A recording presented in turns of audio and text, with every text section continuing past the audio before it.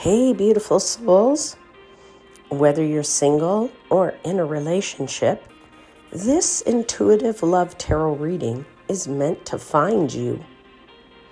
If you're new here, welcome to Universal Wisdom Tarot. And if you're returning, thank you so much for being here again. If you haven't already, don't forget to subscribe for your ongoing spiritual guidance. Let's take a deep breath together and settle in, friends, as we uncover the insights and lessons meant for your highest good. Ready to see what's unfolding? Let's dive in.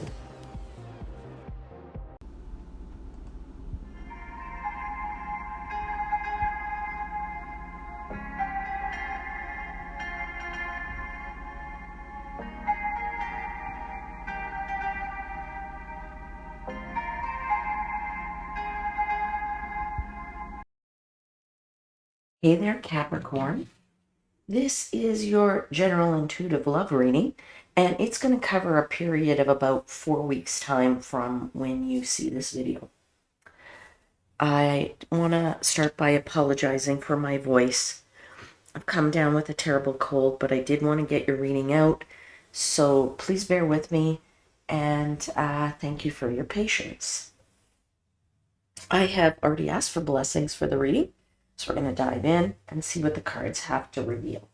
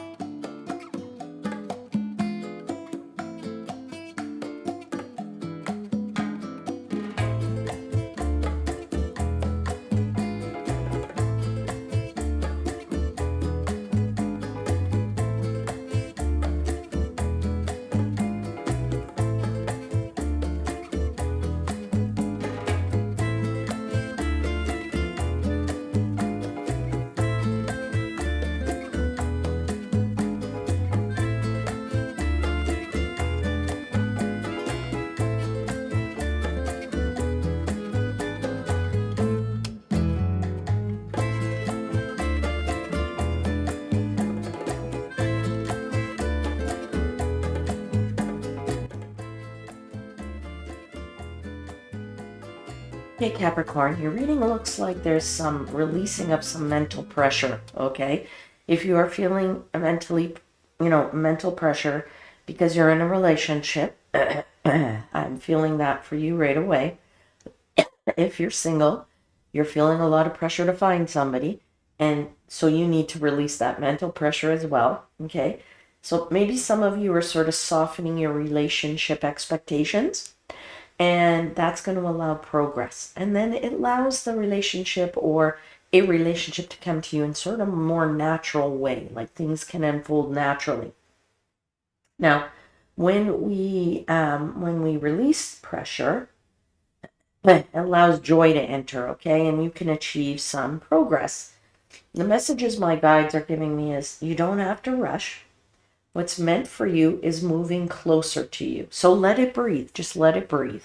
Okay? Or take a big breath and breathe. Right? Now, in your current general energies, you have this inner peace card, and it's clarified by the Eight of Swords and the King of Swords. So a lot going on in the head here, right? Because that's what swords are. So you're really looking at things through the mind. Okay? And two swords, a lot of mental energy. I feel like some of you're becoming aware of how much pressure is on you or is being placed on you. Now, it might be being placed on you by somebody else, but it could also be just being placed on you by yourself. Okay? And so you're learning to kind of observe the emotions and, not learn how to deal with them rather than be ruled by them. All right? Now, some of you could be overthinking, okay? I got to give it to you straight because you have the two swords there, right? If you're overthinking it, that's very possible, in any situation, single or coupled, right? You could be, yeah, you're just, you know, also looking, I would say, or feeling that there's a lot of restriction on you with that Eight of Swords. Okay. So it might not just be pressure to get into a relationship or to have a relationship, but also what boundaries you're going to set in that relationship. So that could be a pressure on you. You could be in a relationship and you feel like, well, I have to set boundaries. And if I don't set the boundaries, somebody's going to walk all over me, right? So there's that kind of pressure as well. So I feel for you. Let me just start by saying that. Um, uh, yeah. So if you're overthinking it, you could, or overanalyzing it, that's a self-imposed limit maybe for some of you. Others of you, you might be just feeling stuck in a particular narrative about love.